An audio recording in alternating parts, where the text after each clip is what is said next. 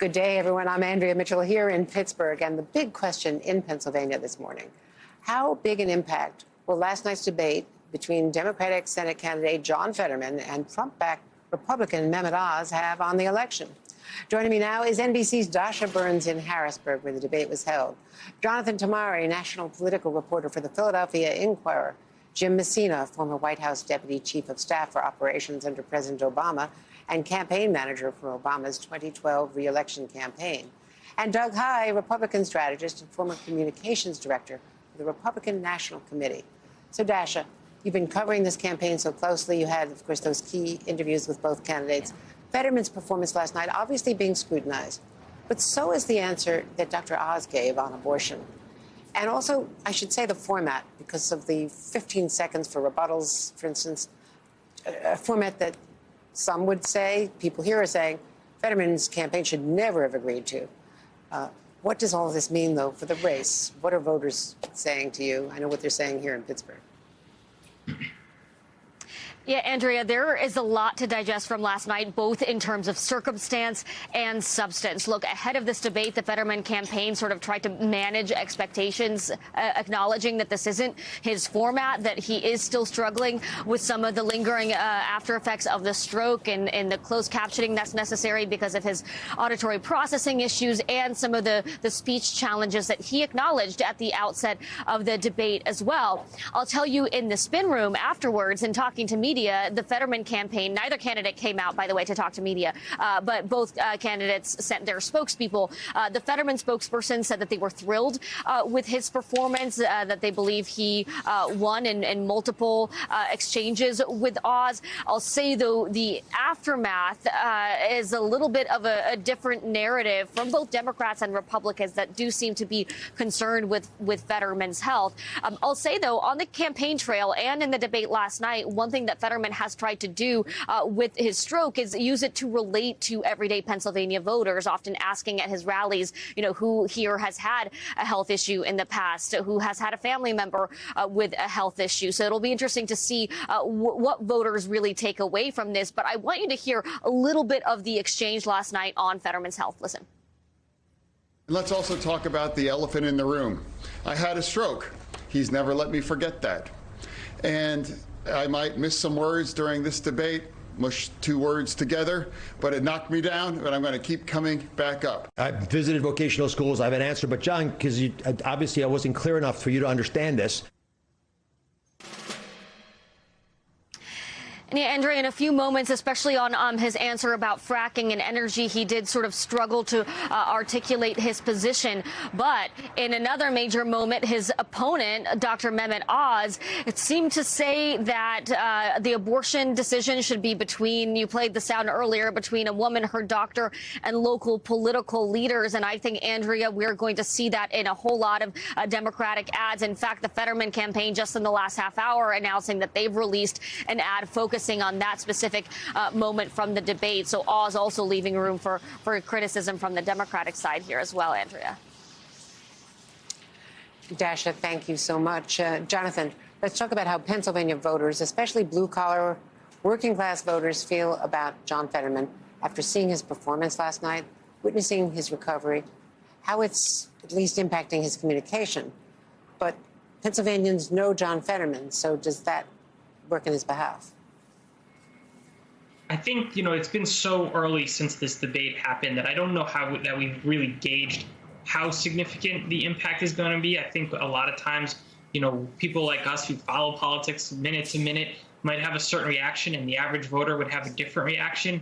I do know that there is certainly concern within political circles of how the night looked for Fetterman. It was kind of the first time that voters might get a chance to look at him live, taking questions. He has certainly taken questions before, but not on quite such a big stage in such an intense environment. And so I do think there's some concern, given that the race was already trending tighter and tighter, that this could work against him. As Dasha mentioned, you know, Democrats think they got some significant ammunition in Oz's comment on abortion, but we kind of knew where Oz stood on abortion. He didn't quite articulate it that way. But I think what was new last night was seeing Fetterman live on his feet. And as Dasha mentioned, he has done other events where he's been more fluent. He had a bad night on a very big night for the campaign.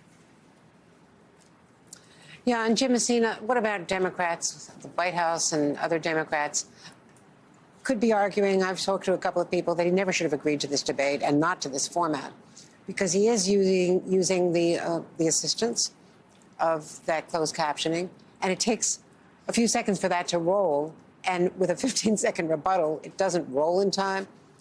Technically, he just is not able to read it. No one could have read that in time to then formulate an answer. So it's not cognitive, but it's just the impediment of that and the fact that the format was just too rapid fire. Yeah, look, I understand why they agreed to the debate. I wouldn't have. I would have skipped it and taken my my appeal right to the voters. But I understand why they did it. They wanted to get rid of this question and say, look, we've done it. Let's go on. That said, I totally agree with you. I thought the format was ridiculous and didn't favor him, and I wouldn't have agreed to it.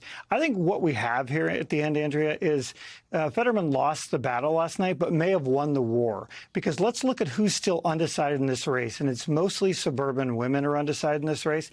And that quote that Oz gave them about local political leaders deciding on a woman's right to choose is going to haunt them for the next 13 days. I am not surprised. If I was the Fetterman campaign, I would dump every single nickel I had on television with that quote, because that is just out of touch. And these swing women voters really are the voters you have to have. A reminder that swing voters didn't watch this debate last night.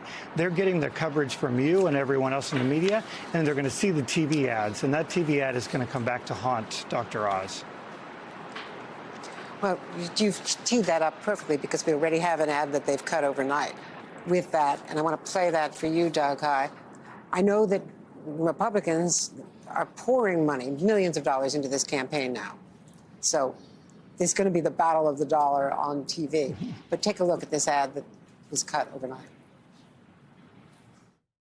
This is who Dr. Oz wants in charge of women's healthcare decisions. I want women, doctors, local political leaders, local political leaders, local political leaders. Oz would let politicians like Doug Mastriano ban abortion without exceptions. So, Doug, all things being equal, that is a damaging ad. It is, and it was a bad answer. I don't think that's really in dispute. And what it does, what that ad does, importantly, is it ties Dr. Oz to Doug Mastriano, not just unpopular in Pennsylvania, but who's going to lose badly. Where Republicans are going to try and reframe this is with the words that we've already heard from Dasha earlier, the word struggle. And so the questions that Democrats are asking right now is whether or not Dr. Oz should serve in the United States Senate. Okay, a fair question. The questions about Dr. Oz or about John Fetterman that Republicans are asking, I think a lot of voters, as they see the footage of Fetterman, is whether or not he can serve in the United States Senate. We're not talking about a Tammy Duckworth or a Dan Crenshaw. These are very legitimate questions about whether or not he's able to do so. And Fetterman could put some of this to rest by doing a longer form interview. He could be on Meet the Press this Sunday or next Sunday and use the closed captioning system. But my bet is you're not going to see a lot of John Fetterman in sit-down interview situations. Well, I would argue for him to come on Meet the Press for sure, or any of our other programs, to do that kind of interview, where he has time to frame an answer and has time for the closed captioning to work for him technically.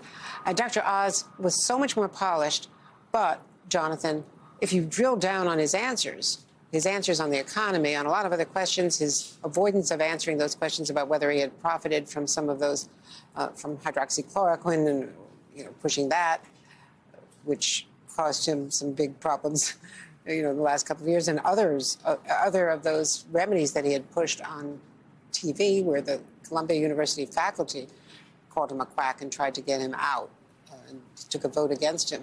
So there's a lot there that didn't get raised during the campaign or didn't get addressed during the campaign.